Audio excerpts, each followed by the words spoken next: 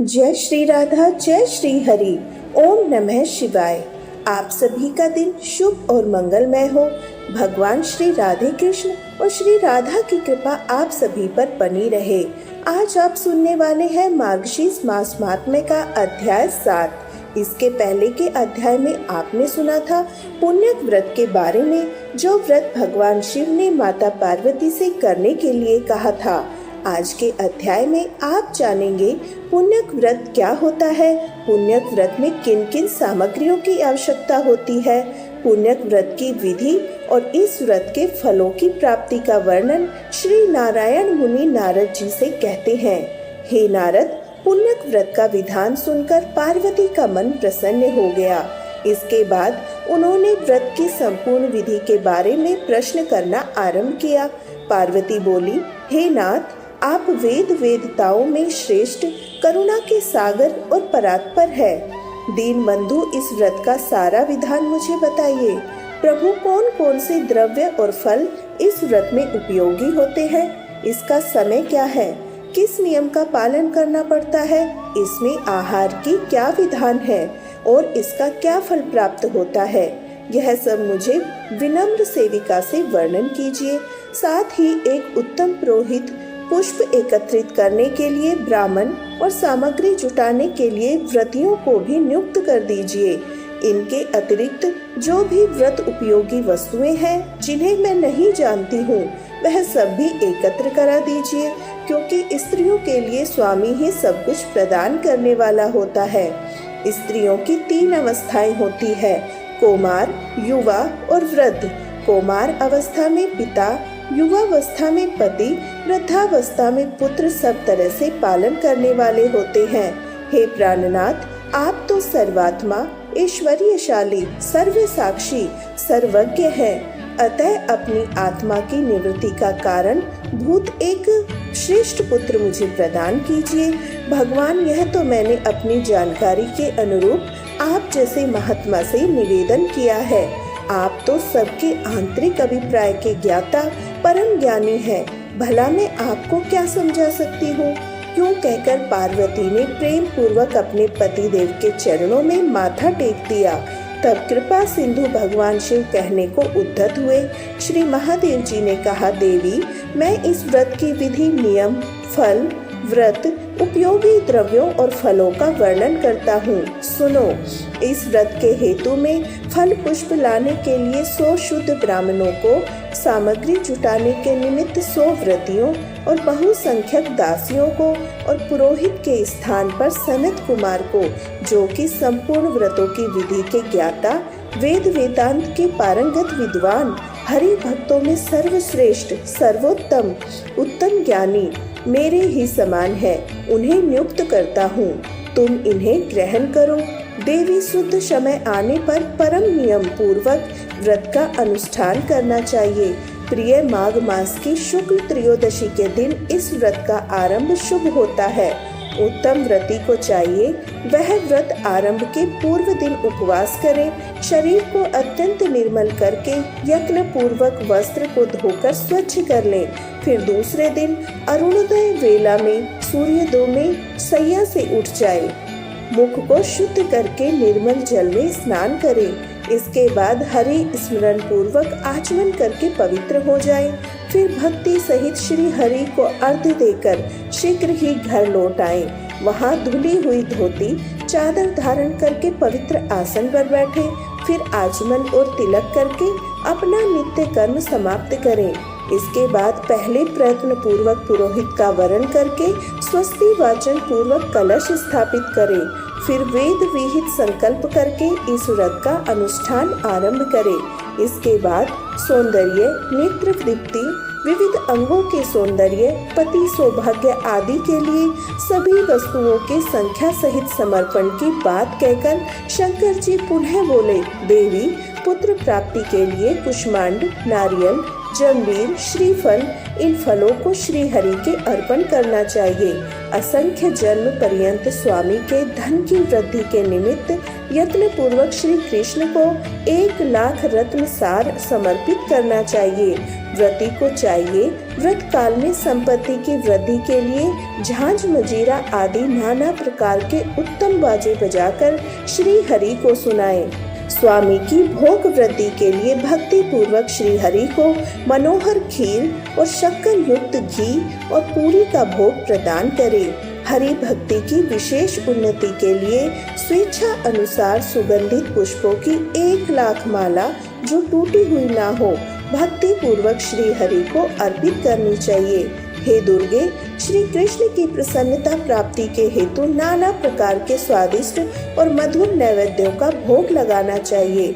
सुव्रते इस व्रत में श्री कृष्ण को प्रसन्न करने के लिए भक्ति सहित तुलसी दल से संयुक्त अनेक प्रकार के पुष्प निवेदन करनी चाहिए। व्रती को चाहिए वह व्रत काल में जन्म जन्मांतर में अपने धन धान्य की समृद्धि के लिए प्रतिदिन 1,000 ब्राह्मणों को भोजन कराए। देवी प्रतिदिन पूजन काल में पुष्प से भरी हुई 100 अंजलियां अर्पित करें। भक्ति की वृद्धि के लिए 100 बार प्रणाम करना चाहिए। सुव्रते व्रत काल में 6 मास तक हविष्यान्न, 5 मास तक फलाहार और 1 पक्ष तक हवि का भोजन करें तथा 1 पक्ष तक केवल जल पीकर रहना चाहिए। अग्निदेव के लिए 100 अखंड रत्न दीपों का दान करना चाहिए। रात्रि में कुशासन बिछाकर नित्य जागरण करना उत्तम होता है। देवी इस प्रकार के व्रत के भली भांति पूर्ण होने पर तदंतर व्रत उद्यापन करना चाहिए। उस समय 360 डलियां जो वस्त्रों से आच्छादित भोजन के पदार्थ यज्ञोपवीत और मनोहर उपहारों से सजी हुई हो दान करना चाहिए। 10,360 ब्राह्मणों को भोजन, 10,360 तिल की आहुतियां देने का विधान है। फिर व्रत समाप्त होने पर विधि पूर्वक 13,360 स्वर्ण मुद्राओं की दक्षिणा देनी चाहिए। इसके अतिरिक्त व्रत समाप्ति के दिन दूसरी दक्षिणा भी बताऊंगा। देवी इस व्रत का फल यही है। श्री हरि में भक्ति दृढ़ हो जाती है। श्री हरि के सदृश तीनों भवनों में विख्यात पुत्र उत्पन्न होता है। सौंदर्य, पति, सौभाग्य, ऐश्वर्य और अतुल धन की प्राप्ति होती है। महेश्वरी, यह व्रत प्रत्येक जन्म में समस्त वांछित सिद्धियों का बीज है, जिसका मैंने इस प्रकार वर्णन किया है। अतः देवी, तुम भी इस व्रत का अनुष्ठान करो।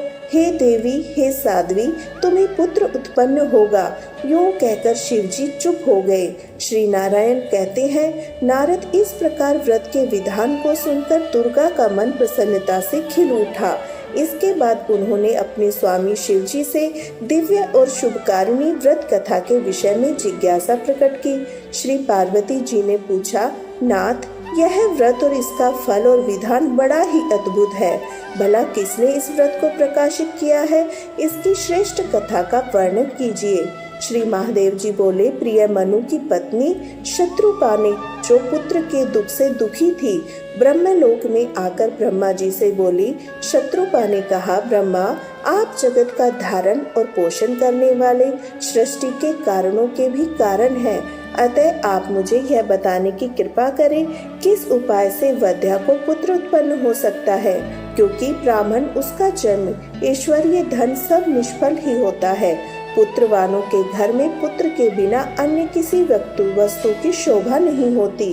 तपस्या और दान से उत्पन्न हुआ पुण्य जन्मांतर में सुखदायक होता है, परंतु पुत्र पिता को इसी जन्म में सुख, मोक्ष और हर्ष प्रदान करता है। निश्चय ही पुत्र नामक नरक से रक्षा हेतु यह कारण होता है।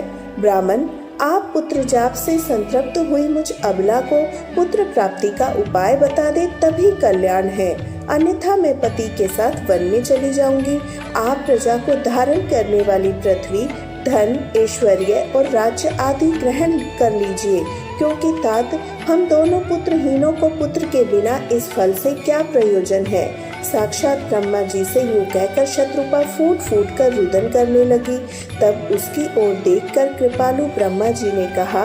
ब्रह्मा जी बोले, समस्त ऐश्वर्य आदि का कारण, रूप, संपूर्ण मनोरथों का दाता और शुभ कारक है। उस सुखदायक पुत्र की प्राप्ति का उपाय मैं वर्णन करता हूँ, सुनो। सुव्रते माघ मास के शुक्ल पक्ष की त्रयोदशी के दिन शुद्ध काल में सर्वस्व प्रदान करने वाले श्री कृष्ण की आराधना करके इस उत्तम पुण्यक व्रत का अनुष्ठान करना चाहिए। करण शाखा में इस व्रत का वर्णन किया गया है। इसे पूरे वर्ष भर तक करना चाहिए। यह सारी अभिष्ट सिद्धियों का प्रदाता, संपूर्ण विघ्नों का विनाशक है। व्रत काल में वेदोक्त द्रव्यों का दान करना चाहिए। शुभ तुम भी इस व्रत का अनुष्ठान करके विष्णु के समान पराक्रमी पुत्र प्राप्त करो। ब्रह्मा जी का कथन सुनकर शत्रुपा ने उस उत्तम व्रत का अनुष्ठान किया, जिससे उन्हें प्रिय व्रत और उदात्तपाद नामक 2 मनोहर पुत्र प्राप्त हुए।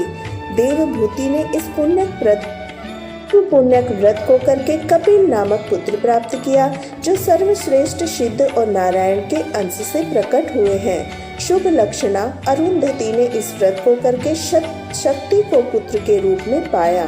शक्ति पत्नी को इस व्रत के पालन से पराशर नामक पुत्र की प्राप्ति हुई।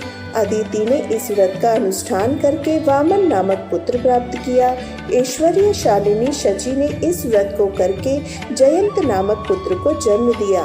इस व्रत के करने से उत्तानपाद की पत्नी ने ध्रुव को, कुबेर की भार्या ने नलकुबर को पुत्र के रूप में प्राप्त किया।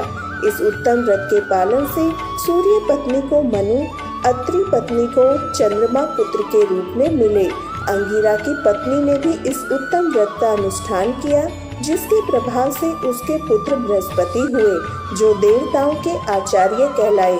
भृगु पत्नी ने इस व्रत का पालन करके शुक्र को पुत्र के रूप में प्राप्त किया, जो नारायण के अंश और समस्त तेजस्वियों में परमोत्कृष्ट है। ये दैत्यों के गुरु हुए। देवी, इस प्रकार मैंने तुमसे व्रतों में उत्तम पुण्यक व्रत का वर्णन कर दिया। कल्याणमयी गिरिराज नंदिनी, तुम भी इस व्रत को करो। यह व्रत राजेंद्र पत्नियों के लिए सुख साध्य है, देवियों के लिए सुखपद है और साध्वी नारियों के लिए तो यह प्राणों से भी बढ़कर प्रिय है। महासाध्वी, इस व्रत के प्रभाव से संपूर्ण देवताओं के ईश्वर स्वयं गोप नागेश्वर श्री कृष्ण तुम्हारे पुत्र होंगे। नारद यूं कहकर शंकर जी चुप हो गए। तत्पश्चात परम प्रसन्न हुई पार्वती देवी ने शंकर की आज्ञा से इस व्रत का अनुष्ठान किया। इस प्रकार मैंने तुमसे गणेश जी के जन्म का कारण, जो सुखदायक मोक्षपद और सार रूप है, उसका वर्णन कर दिया। अब और क्या सुनना चाहते हो? इसके बाद देवर्षि नारद ने मुनि नारायण से जो भी प्रश्न किया, उसका वर्णन आप अगले अध्याय में सुनेंगे। आशा है आपको वीडियो पसंद आई होगी। उम्मीद करती हूँ आप वीडियो को लाइक और सब्सक्राइब जरूर करेंगे। जय श्री राधा, जय श्री कृष्ण, जय श्री हरि।